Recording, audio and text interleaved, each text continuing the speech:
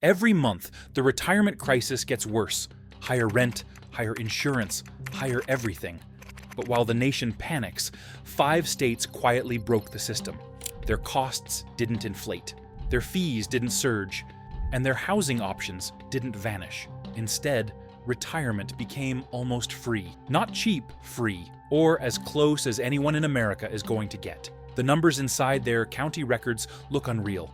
Long-term stays under $250, taxes stuck at zero, and massive public lands eliminating housing costs completely. But the secret won't stay secret. Once the crowd sees what's happening in these states, the affordability disappears overnight. Let's break down the 5 places where retirement still survives. Starting with number 5, Mississippi. There is a point where the numbers stop whispering and start telling the truth plainly, and Mississippi reaches that point faster than most places on the map. What looks, at first glance, like unusually low campground fees is actually a window into a system reshaped by decline, pressure, and survival.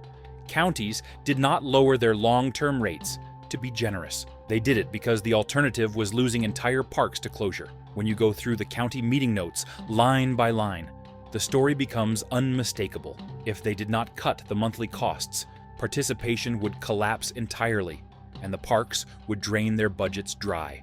So they chose the option that kept the gates open, and, in doing so, created some of the most affordable long-term living conditions in the region. That affordability begins with the posted rates themselves. Pearl River County, for example, lists long-term stays between $150 and $175 per month, with water, sewer, and electrical access included. These numbers do not come from marketing flyers or promotional weekends. They sit in official documents, stamped, dated, and held for public review. Other counties follow the same pattern: simple fee structures, predictable monthly totals, and no hidden seasonal charges waiting to ambush you in the fine print. When a county commits to that type of transparency, people notice. They compare the posted amounts against the $500 or $600 they have been paying elsewhere, and the math becomes impossible to ignore. That math is shaped by deeper forces. Mississippi saw population declines across several rural regions over the past few years. Entire rows of sites sat empty through the warm months. A park with long stretches of vacant pads cannot pay for routine maintenance, let alone upgrades or seasonal operations. Closing a park is even more expensive.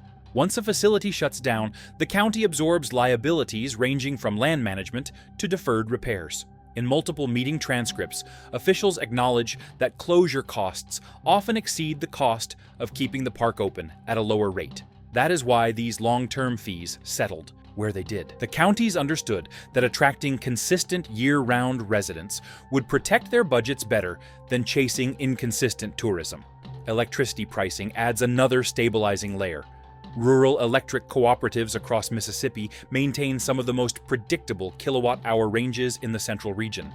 Many county parks fold that cost into a flat monthly figure, smoothing out the spikes that hit people hard in extreme summer or winter months. When you run an air conditioner for several humid nights, a flat rate shields you from the unexpected bill that might appear in a state with more volatile pricing. Predictability is not a luxury for anyone living on a fixed income. It is a necessity, and Mississippi delivers that with quiet consistency. Geography plays its part as well. Many Mississippi parks sit away from major tourism corridors, near calm lakes, small towns, and low-traffic highways. They do not experience the surge and drop cycles that cause other states to inflate their monthly prices in peak seasons. When demand stays level, pricing stays level, and people who rely on reliable budgets feel that difference immediately. You are not fighting for a spot. You are not getting locked out of your preferred site because a holiday weekend doubled the rates. Availability becomes its own form of savings. There are considerations, of course. Some regions near the river basins carry higher flood risks, and not every park operates year-round. But even with those caveats, the financial advantages outweigh the inconveniences for many people who track every dollar carefully. Shifting from a $500 or $600 monthly stay to a $150 Mississippi option can free nearly $4,800 over the course of a year. That is not theoretical. That is the amount that stays in your account instead of disappearing into site fees. Mississippi earns its position on this list because its affordability is not built on gimmicks or short-term discounts. It comes from documented decisions made in open meetings, recorded in county files, and reflected in predictable monthly totals. Lower fees were not a marketing scheme. They were a practical response to economic pressure, and that response ended up creating one of the strongest financial shelters for long-term RV living.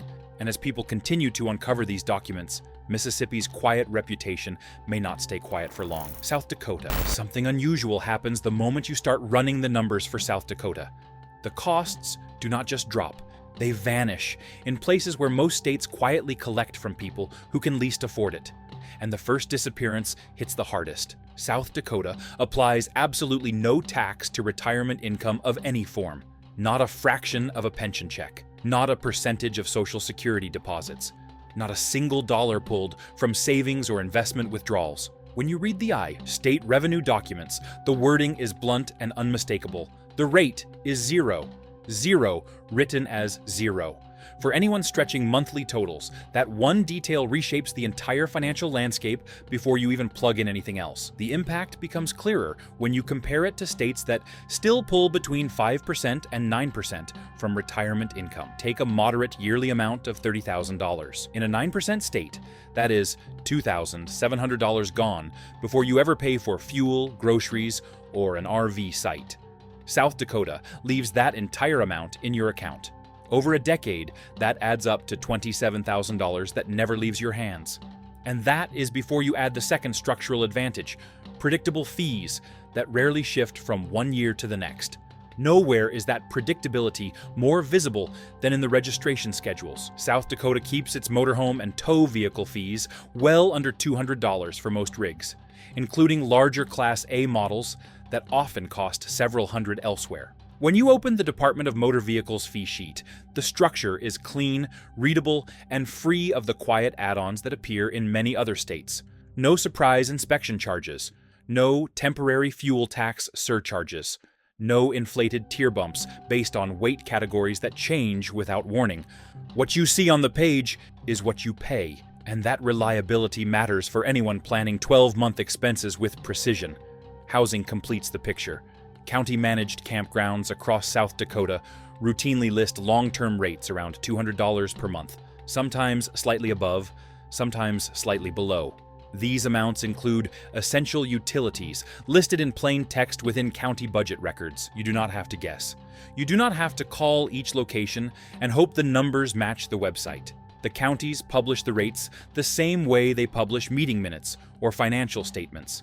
When a system keeps its pricing public and predictable, people trust it. They plan around it confidently. Electricity reinforces that stability. Rural cooperatives maintain some of the most consistent kilowatt-hour rates in the central region. That may sound like a small detail, but anyone who has lived through winter, spikes in other states knows how fast an electric bill can break a budget. In South Dakota, those sudden jumps simply do not happen. You run a heater through a stretch of cold nights, and the billing stays steady. No shock invoice, no fear of the mailbox. The slower pace keeps parks from crowding, preventing the price spikes common elsewhere. With steady availability, costs remain predictable. Some county sites close during severe winters, yet the savings offset the inconvenience. Moving from a $600 site to a $200 option saves $4,800 yearly. And tax, registration, and utility advantages build even more value. South Dakota does not rely on promotions or temporary relief. Its system was built to function quietly, consistently, and without punishing people living on fixed income. Lower taxes, honest fees, transparent documents, and grounded pricing converge into something rare, a retirement environment that respects the limits most people live within. South Dakota proves how powerful tax relief can be, though another state takes a quieter path, one built on steady pricing that refuses to budge even when everything else gets expensive. If insights like these help you understand where real savings still exist, make sure to like the video so this research reaches more people. Subscribe for upcoming breakdowns, and share your perspective so others can learn from real experiences, not sales pitches. Oklahoma. Predictability is not a luxury in Oklahoma. It is the backbone of how the state manages its long-term living costs. And the difference becomes obvious the moment you compare real posted numbers against what other states quietly allow to drift upward. Oklahoma does not rely on dramatic announcements or seasonal gimmicks. Its advantage comes from a slow, steady pattern of pricing that does not jump, does not surge, and does not punish anyone trying to plan ahead. When you examine the county documents, the listings, and the actual RV rates recorded year after year, a clear theme emerges. Stability becomes savings, and savings become freedom. Monthly rates tell the story first. Public parks and private campgrounds across Oklahoma regularly publish long-term stays between $180 and $250 per month. These numbers appear in dated rate sheets, official county postings, and open financial reports. They are not teaser prices, they are not weekend specials. They are the baseline, repeated with a consistency that stands out in a market where many states treat long-term guests as opportunities for unpredictable markups. When a state maintains that level of transparency, it sends a message. The goal is participation, not extraction. The reason behind that stability goes deeper than affordability. Oklahoma's geographic layout keeps most parks away from the high-traffic tourism corridors that drive volatile pricing elsewhere. Without weekend surges, there is no pressure to inflate monthly costs. Without constant turnover, parks can rely on predictable use, steady occupancy, and long-term guests who value calm surroundings over crowded attractions. Counties benefit from reliability, residents benefit from the absence of sudden shocks. Everyone wins by avoiding the churn that destabilizes so many other regions. Electricity reinforces the pattern. Rural cooperatives across Oklahoma maintain some of the most reliable kilowatt-hour ranges in the central United States. That means no sudden jumps after a week of winter heating, no unexpected spikes during heavy summer cooling, and no disruptive invoices that throw off an entire month's planning. Consistent pricing may not grab headlines, but for anyone managing a fixed income, it becomes one of the most important forms of protection available. Vehicle registration costs add another meaningful advantage. Oklahoma holds some of the region's most reasonable annual fees, often far below what neighboring states charge for the same motorhomes, tow vehicles, and heavy-duty trucks. A difference of $100 or $200 may not feel dramatic in isolation, but across many years, the total becomes real money that stays in your pocket instead of disappearing into paperwork. When combined with fair insurance rates, the financial picture tightens into something extremely rare in today's environment. Predictable ownership that does not erode your budget. The rhythm of daily life also contributes to Oklahoma's affordability. Because the parks sit outside major tourism pipelines, availability remains high throughout most of the year. That consistency prevents desperate relocations, last-minute price hikes, or the stressful scramble to find a site during peak travel months. When you do not have to fight for a space, you do not have to pay for a premium slot. That calm stability becomes a financial buffer, month after month. Some counties see brief rate lifts during rodeo seasons or temporary industrial activity.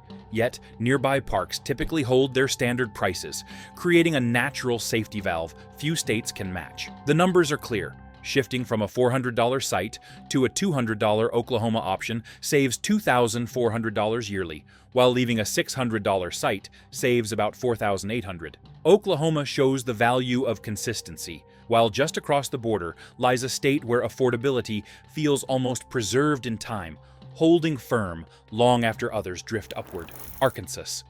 Quiet strength is easy to overlook, and Arkansas proves that better than almost anywhere else on this list. While other states chase bold tourism campaigns or sudden seasonal price shifts, Arkansas moves in the opposite direction. It keeps its long-term living costs calm, anchored, and almost timeless.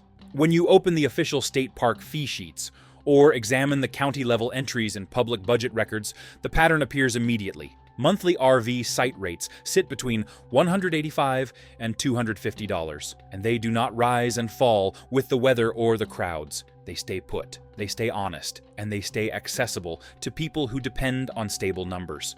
That stability begins with a decision made years ago. Arkansas counties recognized that traditional tourism alone could not sustain their rural recreation systems. Instead of chasing short waves of weekend visitors, they expanded their recreation budgets with the goal of supporting long-term residents. A person staying month after month brings consistent revenue, uses the facilities responsibly, and anchors the park's financial health better than a quick rush of guests who arrive on Friday and vanish on Sunday. Counties saw this clearly in their planning documents, and they reshaped their pricing to follow the logic. The result is a financial structure that rewards the people who stay, not the people who pass through. Electricity pricing reinforces this foundation.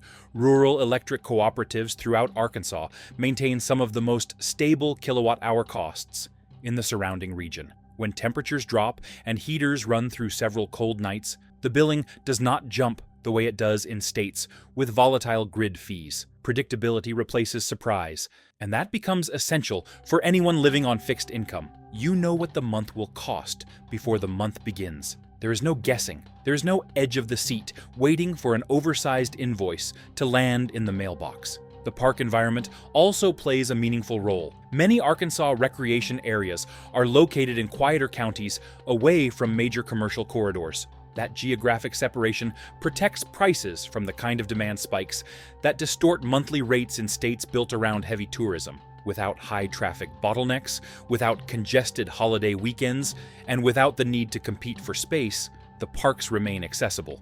When availability stays high, prices remain grounded. When prices remain grounded, people stay longer. It becomes a cycle that benefits everyone involved. Another subtle advantage comes from the way Arkansas manages transparency. The state publishes its fee structures in clear documents, free of hidden surcharges or shifting seasonal categories. There are no cryptic line items labeled infrastructure adjustment, no surprise utility offset fees, and no inflated weekend add-ons masquerading as park improvement contributions. What the documents state is what you pay. That honesty builds trust, and trust strengthens long-term participation. When people know they will not be blindsided, they commit. The savings are real. Moving from a $600 monthly site to a $200 Arkansas site keeps nearly $4,800 each year. Add stable electricity, predictable fees, and steady pricing, and the picture becomes unusually dependable. Areas near hot springs run higher, yet quieter counties restore affordability through consistent occupancy, creating a protective document-backed buffer against rising costs elsewhere for residents seeking lasting relief. Arkansas delivers structure and stability, yet the final destination rewrites the rulebook entirely, turning wide-open land into housing that costs nearly nothing at all. If you want ongoing updates, as more counties publish new long-term rates and adjust their cost structures, subscribe now. Staying informed ensures you never miss the regions creating real affordability, while others continue paying outdated prices without realizing better. Opportunities exist elsewhere. New Mexico.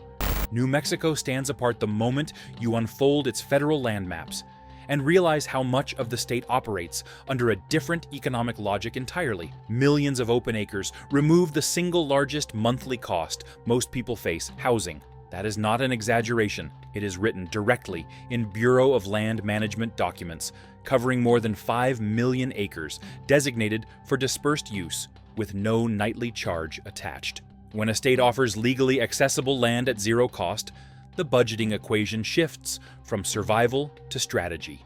People move through these landscapes with purpose rather than panic, because the ground beneath them does not drain their accounts. Rotation rules require relocation every 14 days, yet the land is so vast that movement rarely feels forced. The freedom is real, measurable, and quietly transformative for anyone relying on an RV as a primary home base. Town-managed lots strengthen this foundation by offering optional stays that range from $0 to $10 per night, depending on available services, creating a rare financial bridge between no-fee federal land and low-fee municipal options.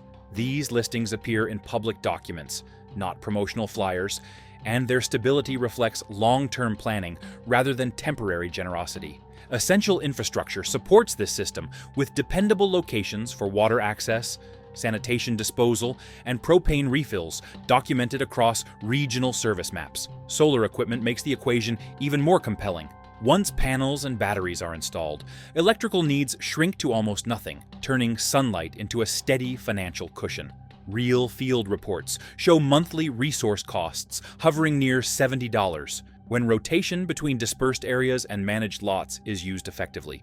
That number holds because residents are not paying for space itself. They are paying only for mobility, energy, and basic upkeep. The psychological effect is profound. Instead of bracing for rent or site fees, people move confidently through a landscape that rewards planning over panic. Geography plays the most underestimated role in New Mexico's affordability because the sheer scale of open land prevents the overcrowding that pushes prices upward in other western states.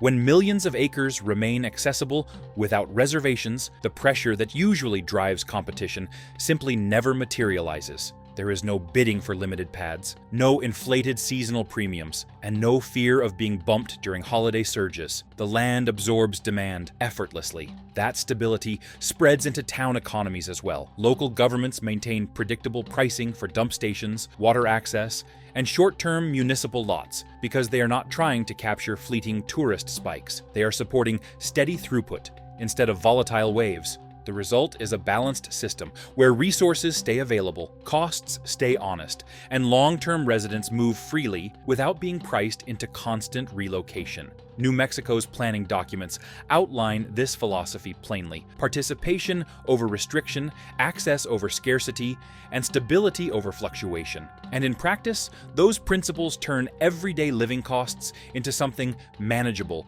measurable, and refreshingly consistent. All of these factors combine into an environment where living can drop to levels unmatched elsewhere. It is not unusual to see individuals reporting monthly expenses under $70 when relying on dispersed land, solar generation, and periodic municipal support points. Totals like these appear repeatedly in field logs and on-the-ground reports because the cost structure is designed around openness rather than extraction.